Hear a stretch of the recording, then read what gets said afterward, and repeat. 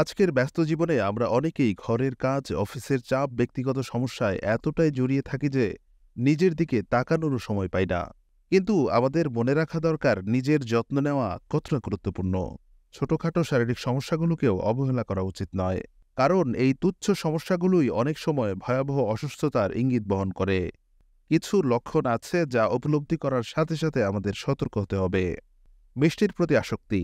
অতিরিক্ত অবসাদের কারণে মিষ্টি খাবার খাওয়ার প্রতি একটা আসক্তি হতে পারে। এর মানে হলো শরীরে গ্লুকোজের ঘাটতি হচ্ছে। এই ঘাটতি পূরণের জন্য ডার্ক চকলেট বা মধু খেতে পারেন। এতে ওজন বেড়ে যাওয়ার ভয়ও কম থাকে। বরফ খাওয়ার প্রবণতা।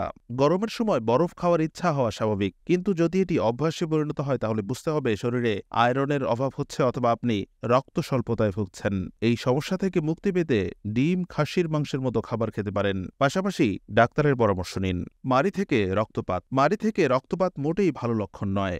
শরীরে ভিটামিন সি এর অভাব হলে এমনটা হতে পারে।